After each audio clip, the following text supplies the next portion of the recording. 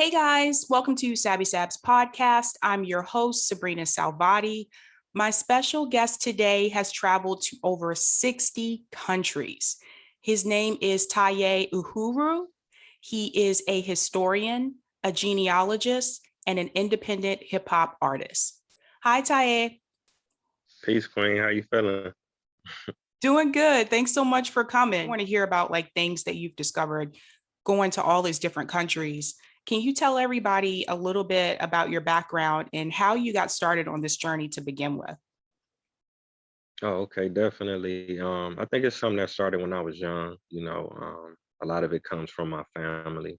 I started traveling at a young age. My mom, she drove the bus for the Greyhound. And she took us to different cities, like Cincinnati, New York, Pittsburgh, Chicago, places like that. And I developed a love for traveling. And also, just that inspired me to want to see more, learn more, being interested in culture and history. And then my great grandfather, he was a member of the UNIA. He was a follower of Marcus Garvey. So my grandmother, she would tell me stories about him. I never met him, but she would describe the parades and the marches and the raising of the red and black and green flag. She would tell me the things that he would say, that we are Africans and we should go back to Africa and different things like that. And that set me on my path to want to learn more about African history and African culture. Also my uncle, he was a Black nationalist. He started his own organization in the 1960s. And my mom would tell me about him, his love for history and knowledge and things like that. And that's basically what inspired me to write my first book, my family's history and the different things that they were doing in the city of Cleveland for the last 100 years. Wow. That's awesome because a lot of us for African Americans, we can't trace our ancestry back that far. Um, so I know that you traveled to Africa. What would you say? Because I think people have misconceptions about Africa. What would you say are some of the things about Africa that may surprise Americans? I would say everything. I mean, I don't even know where to begin. I think the biggest thing is fear. A lot of times when we see things about Africa, it's usually death, murder, rape, disease, warfare, and different things like that. But a lot of the information, if you just do the research, you'll get the true answers. Like each year, the United Nations, they do a global peaceful index. So it's a global entity and they rank each country in the world, from the most peaceful to the most dangerous. And there's dozens of African countries that are far safer than countries like the United States or even some European nations, countries like Ghana, 2, 3 times lower crime rate, lower violent crime, less mass shootings, less guns on the streets. A lot of countries, people can't access guns so easily. So I think that's the biggest misconception. Also that Africa is very primitive. Africa is very monolithic. So Africa is the most diverse continent in the world genetically. We can tell by the animals, the wildlife, the landscapes, the terrain. It's almost 60 countries in Africa. Africa has more countries than any continent in the world. But when people see things, they may say, oh, it's a war in Nigeria. So they think the entire continent is at war, or it may be a disease in this country.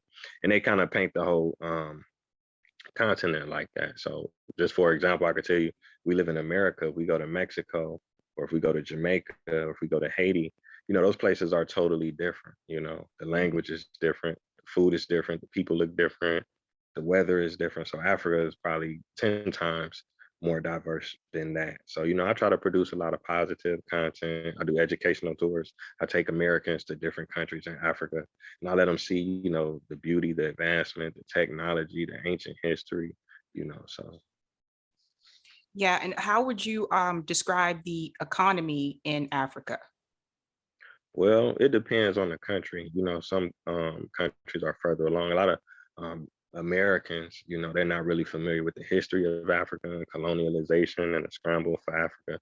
So what I'm trying to say is Africans were fighting for freedom and independence at the same time that we were, in the 1960s, they were going through their thing. So a lot of African nations are fairly new, some of the newest nations in the world. These countries are just now getting on their feet and different things like that. But if you go to places like South Africa, you see Bentleys and BMWs and Benzes and malls, they got some very nice malls and different things like that. Some are more technologically advanced. You know, they have iPhones and Mhm. internet and Wi-Fi, and they can see MTV and BET and VH1. They have access to cable and internet. So it would just depend on a particular country. Right, because I think a lot of times people see, like, even when we see like Africa in the movies, we see it as like this, or people are like in a jungle and all that kind of stuff, not realizing that like in Africa there's still cities, and just like there are like in America, and they still have Definitely. um places that are like where people are really wealthy. Um One question I had, so I was listening to an interview that you had with another podcast, and I noticed you brought up the topic of community. And this is something I kind of noticed too when I lived in Germany. Do you feel that when you think about like America, do you feel that some of the other countries that you've been to have a stronger sense of community, and why or why not? Yeah, definitely. I mean, I think the biggest thing is just being separated and detached from our families and history and communities for hundreds of years repeatedly. Every time that we tried to establish something or build something, it was torn down or taken from us. And like I said, we were separated with our people. But when you go to other countries, the community is very important. Even when you see foreigners that come to America, they practice cooperative economics. They have a system, they have their own neighborhoods, they have their own communities, and it's okay. There's nothing wrong with that. But if we try to do it, or even sometimes our own people, we may look at it like, well, that's not right. For example, we have Chinatown, we have Little Italy, we have Slavic Village. We have all of these different communities where people can shop, they can patronize, and then they can go back to their own communities. But we don't have that same control over the politics and the economics and different things that go on in the Black community. Right. No, I agree. In fact, someone was on the Breakfast Club recently just talking about that, about how we don't have like our own like, grocery stores, or like we don't have a community where everything in the community is Black owned. Yeah, definitely. That's almost non-existent. But I mean, we have the money, you know what I'm saying? We spend a lot of money, but we just have to practice cooperative economics. So that's something that I've been working on. In 2016, I co-founded a food co-op. A lot of people they're not familiar with that term, but it's basically like a grocery store, but it's community because I can open a private grocery store and I could do the same thing that other groups of people do. I can collect the money and then I can take it home to my family and I control everything.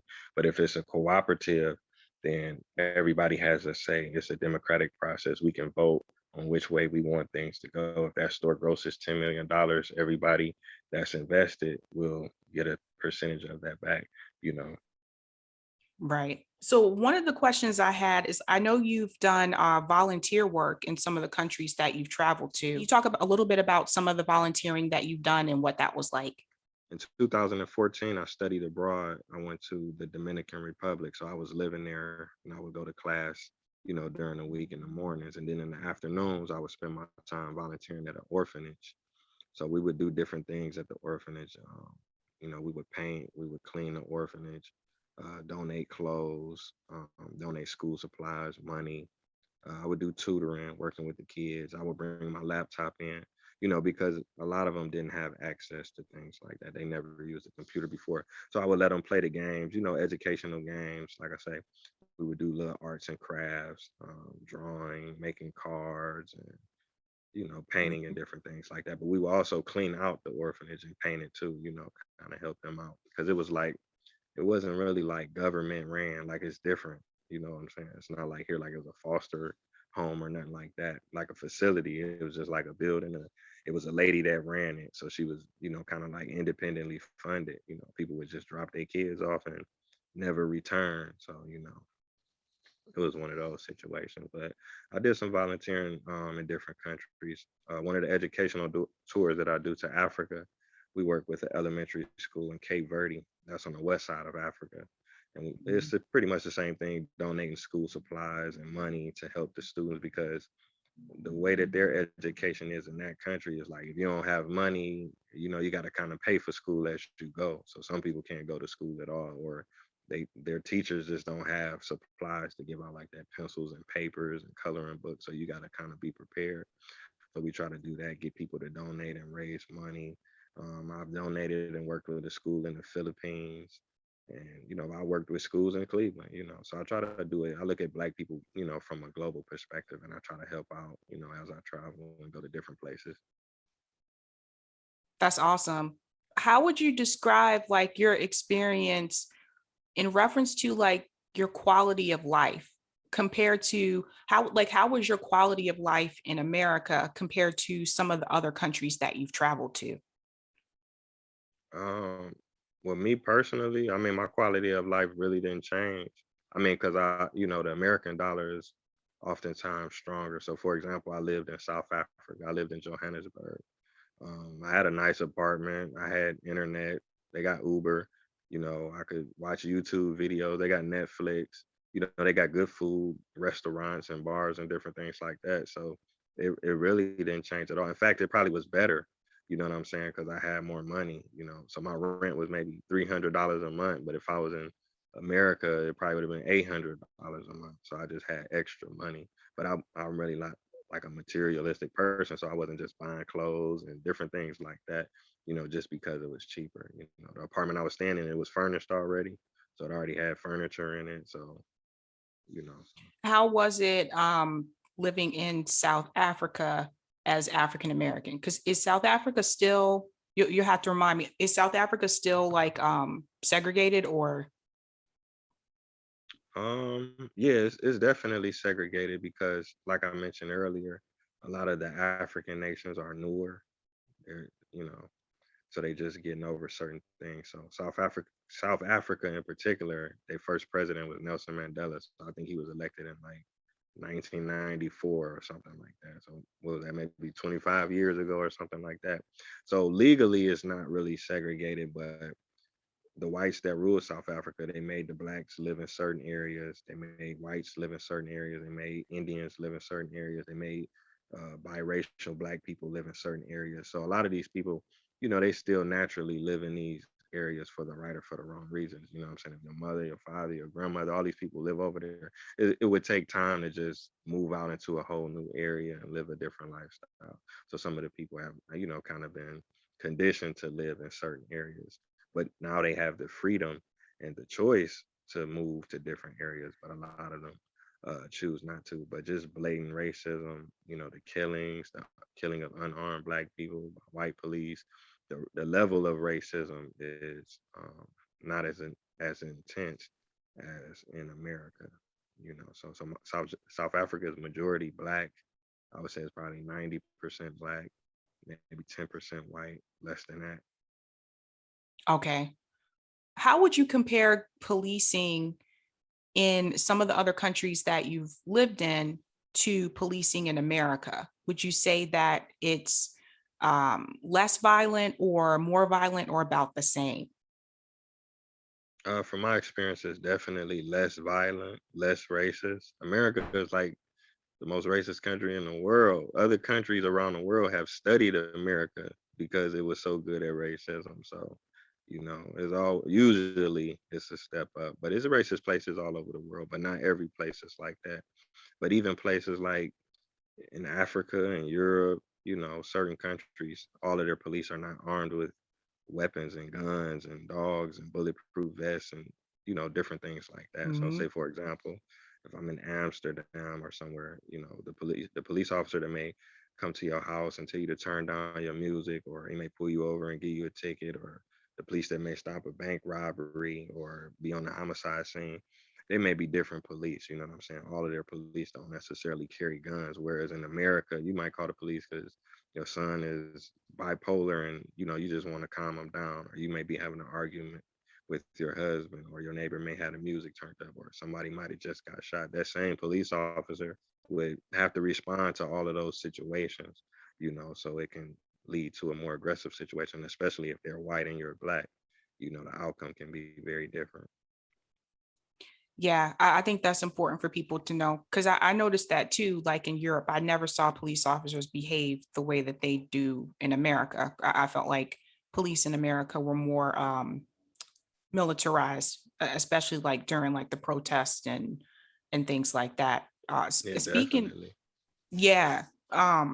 Speaking of protests, last year when the George Floyd protest happened, were you in America or were you abroad? No, I was in Africa. Okay, good. Because I have a question about that. When you were in Africa during that time, was the whole George Floyd situation, was it as, well known over there? And did people respond to it the same way that Americans did? Um, I didn't per se see anybody protesting in South Africa, but a few of my friends and people that I have gotten to know, they were kind of like, "Wow, what's going on over there?" They surprised by a lot of that stuff because a lot of times they hold America in high regard. So when they see things like that, it's very disappointing to them. But I think that the George Floyd incident was kind of like recognized globally. Like, you know what I'm saying? I think it was so many protests in different countries and different places. So I wouldn't say that there were not any protests, but I didn't really see any. Did you ever like have to explain to people over there like why did people like people who were from there, did they ask you like why was this happening? Did you ever have to explain like how things work in America? Yeah, sometimes. I mean, it just depends on the person because, some Africans, they are up on what's going on in America. They know about the music, the movies, they watch Fox and CNN and, like I say, BT and MTV. So, they see a lot of what's going on. And then some don't. You may go more into the rural areas or, like I say, it just depends on the country. So sometimes, yeah, I do have to explain racism because I guess it's different. For example, if an African American say you travel to Africa, you get on the airline, and the flight attendants are black, the pilot is black, the airline is owned by black people, the airport is named after somebody black, the taxi driver is black. You take money out the ATM, the people on the money is black. The mayor, the president, the firemen, the police, they're black. So it's a majority black country. So a lot of Africans they just really never experienced that. So. That makes sense. When you were in the Dominican Republic, I'm curious about this. How would you describe like race relations in the Dominican Republic? Because I've heard, so many different things that, some people in the DR do not consider themselves to be Afro, like Dominican. Some people do. How would you describe like race relations there in reference to African Americans and Dominicans? There's some similarities between the Dominican Republic and America and any country that's kind of been colonized at some point. I think in Latin America, colorism is a bigger problem, but I think in America, racism is a bigger problem because, like in the Latin American countries or other countries around the world, it's more black people than it Mhm. is white people. But it's still kind of the same, you know what I'm saying? The whites, the Spaniards, they still have the money, they still have the land, so they may be like, oh, well, we all Dominicans, but the people that's taking out the trash or cooking in the cafeteria, they'll be darker Dominicans. So and so yeah, a lot of them they don't identify with Africa. But like I say, it's African Americans that's like that kind of like, I'm not an Mhm. African, I'm a Hebrew or I'm an Indian or I'm Italian, anything but African. That's like the lowest. So so. Yeah, I'm glad you mentioned that because my uncle lived in Thailand for a little bit, and he was telling me that if you go to Thailand, like most of the people that you see and interact with have darker skin, but on television, most of the people that you see have lighter skin. And a friend of mine was telling me the same thing about India. Did you see or experience any of that in the Dominican Republic, like on television compared to the community? Man, I experienced it all over the world. It's a lot of places you'll be surprised, whereas millions of black people. When I lived in the Dominican Republic, people thought I was Dominican. So I went to a Mhm. university there, but it was like the top university in the country. So my teachers, my professors, most of the students was like lighter or white Dominicans. But like I say, the security guards, the people that worked in the cafeteria, the people that cleaned the bathrooms was darker. So the majority of the Dominicans is like my color or our color, you know what I'm saying? They look like black people, but you could tell that some are mixed, but we would still consider them black. But in the Caribbean and Latin America, you do see a lot of people bleaching their skin, like Sammy Sosa. He went from Mhm. brown skin to just looking white, and you see that in Asia a lot too. Um, like you'll go into a store like in the Philippines or Thailand, they have a whole aisle of items. Like we have soap, lotion, deodorant, whatever. They have a second aisle with skin lightening, skin bleaching, skin dark spot remover. So it's millions of people that you would see. And some of them come to America, and you would think like this person is a lighter skinned person because they've been doing this every day. You know what I'm saying? Lightening their skin, bleaching their skin. You know what I'm saying? So it's kind of sad, really. And they do it in Africa too. There's Africans doing it. So it's kind of like, all of this stuff is connected. That's why history is important, because you would think like these places are so different, or what do they got going on over there? But everywhere that the European went, they, you know, um, placed these conditions on people. They colonized the Philippines. They colonized Africa. They colonized Dominican Republic and Brazil. So it's almost a global thing. Mhm. When you think about some of the countries that you've been to, what's something that you would say that as Americans living in America, we kind of take for granted? I don't know. It's a lot of things. Our family, you know what I'm saying? Having access to our friends and family and not using it to our advantage. You know what I'm saying? We want to do better, but it's just, I don't know, it's more mental. Like I said, we wanted to open a grocery store. We in a community that has 20,000 people.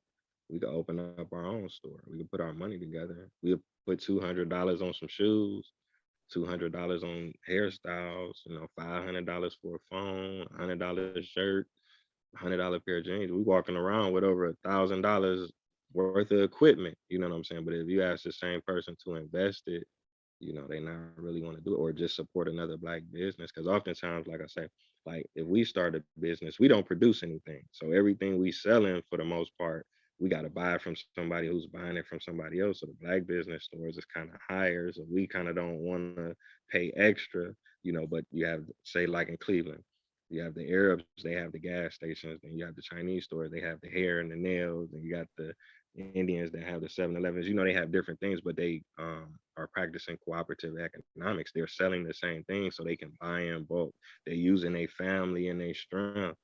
So if everybody give a little bit, they can have a lot. Where if I just want to open a grocery store by myself, I just got to have a lot of money. You know what I'm saying? And it's a Mhm. strain. You know what I'm saying? So we don't take advantage of the money that we have, and we don't take advantage of our family.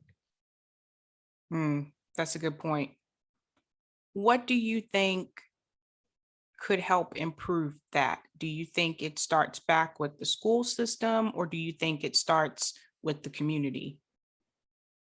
Man, I think that everything we want and everything we want to accomplish, they got to start with us. So we can't really depend on the school system, you know what I'm saying, to change things for us. They're not going to educate us on how to become independent people and get on our feet, you know what I'm saying, especially if they're making money off of our demise. You know what I'm saying? These things would affect institutions and other groups of people. If we start opening our own gas stations, what is that going to do to their business and their family? If we stop going to jail, stop killing each other, stop selling drugs and doing different things, that's affecting people's money. The prisons start closing down. They got less people to arrest, less court cases, less fines. If we stop eating junk food and bad food, we putting them companies out of business, and we ain't got to go to the doctor as much.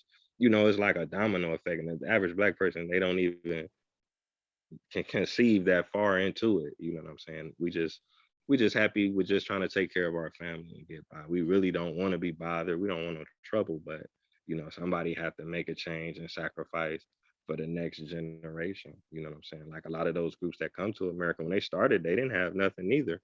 Right. But over 100 years, they were able to build things up slowly. So when the Jews came, when the Irish came, when the Italians came, they was able to start little communities and open little stores and shops. Because a lot of these companies, they've been around for hundreds of years and decades.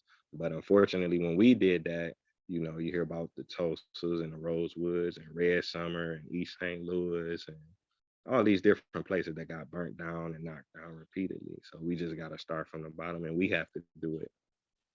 Hmm. All right, Tay. So I have one more question for you. What is your opinion about reparations for slavery? My opinion, Hmm. I mean, we definitely deserve reparations. It would be nice, but that's one of the things where it's like kind of like it's involving another group of people. They have to be willing to give it to us, or we have to be waiting for somebody else to give it to us. Where I feel like we deserve it, we should get it. Definitely, we built this country, no doubt, but let's put our money together and buy some land. You know what I'm saying? If you got 10 people and we all put $1,000 in, we get 10 acres, everybody get an acre. We could plant our own food, grow our own food. You know, we just have to do it. You know what I'm saying? Well said. All right, everyone. I'll be sure to put Taye's links in the description below. Taye, thanks so much for coming on today. It's very educational. Oh, thank you. I truly appreciate you. It's been an honor, Queen.